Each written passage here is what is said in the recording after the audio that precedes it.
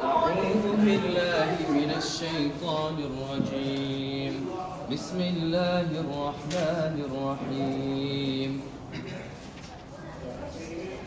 أرأيت الذي يكذب بالدين فذلك الذي يدع اليتيم ولا يحض على طعام المسكين فويل للمصلين الذين هم عن صلاتهم ساهون الذين هم يراءون ويمنعون الماعون. Just say the words. Oh, yeah, of course. So, alhamdulillah, by the grace of Allah subhanahu wa ta'ala, we've all gathered here today to, as you guys know what we're going to do, we're going to pack some sandwiches, pack a few bags of food, and then go out and give it out in downtown. So this organization that collaborated with the Multicultural Center today, Outreach in the Barrio, Barrio actually means neighborhood in Spanish, for those of you who don't know. I don't know Spanish either, but I just know the word barrio. So I've been helping out with Outreach in the Barrio for about a year. And the way it started off was the founder, Sister Noor, Monica, she actually started off in her own neighborhood.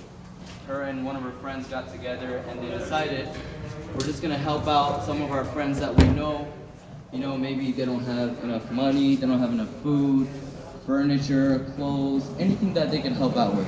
They started off with that. And slowly, as they went along with that, they decided, why don't we just, make it bigger? Why don't we make our range even more widespread? So they decided to come up with this organization, go out. Every Tuesday and Sunday night we go out and we pack food, we get it from different restaurants, and we go out and we give it to the people. So, inshallah, it's like 10 p.m. at night, so not everybody can take part. So to give everybody an opportunity to take part in it as well, we do this once a month at the MCC, right? Once a month at the MCC. So everybody else can take part as well. And some things that I wanted to say that we should keep in mind whenever we go out is firstly our intention, our reason for doing this, right? What's the purpose behind going out and feeding the homeless? The first thing that we should all have as an intention, our purpose should be to please our God, right? To please Allah subhanahu wa ta'ala. The reason for it is because that's one of His commandments. That's one of the things that our Prophet taught us, right? That we go out, we try to help people out. It's one of His sunnahs. So actually to bring alive one of the sunnahs of Rasulullah sallallahu alaihi wasallam, and firstly to please Allah subhanahu wa ta'ala. So we should always keep that in mind. And secondly, when we go out, and you'll see like a lot of the times, maybe we got some nice shoes on, we got some nice clothes on. But the brothers and sisters that we're going to, they don't have much. They don't have a home. They don't have a place to stay. We have a nice home. We have a car. We have food on our tables every night. And this is an opportunity. This is a chance for us to be grateful to Allah subhanahu wa ta'ala, to be grateful for all the blessings that we've been given. So inshallah, let's just all keep that in mind when we go out. Firstly, that we're doing it for the pleasure of Allah subhanahu wa ta'ala. And secondly, it's an opportunity for us to be grateful for everything that Allah subhanahu wa ta'ala has blessed us with. Jazakumullah khairan. Assalamu alaikum. I'm going to pass the mic over to Abu. Assalamu alaikum. I want it's a little bit more attractive than my last time where I basically just spoke. So I want a couple of volunteers. You can tell us why they're here. It's Saturday morning. There are a few other things you could have been doing. Raise your hand. Who wants to volunteer to tell us why they're here? There's no right or wrong answers. Go ahead. To help and feed the homeless. Anybody else? Come on, guys. Why are you here? To help raise awareness about the fact that there are people that are poor and needy in our city. Why are you here? Meaningful work to do. Awesome.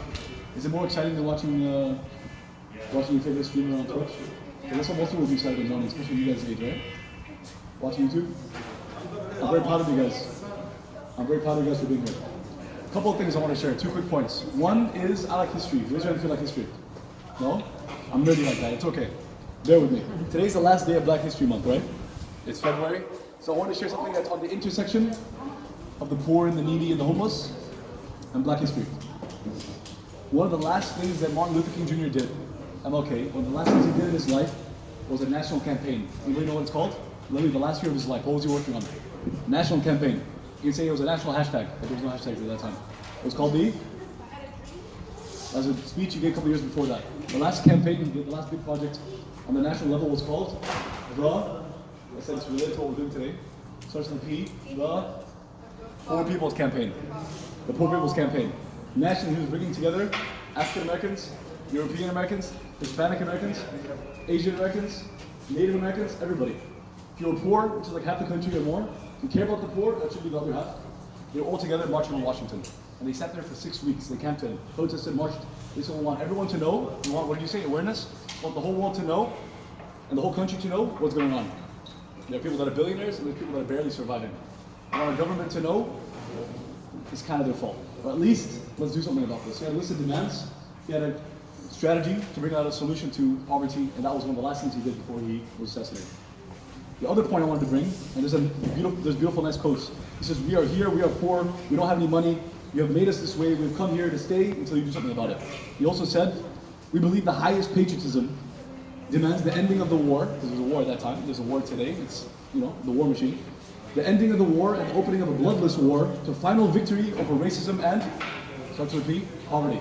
You guys agree or not? Anyway, I want to end with this hadith, right? Some people are interested in history and politics and the big picture. Some people are more interested in spiritual things. This is a reflection. So hopefully this will get you going, inshallah.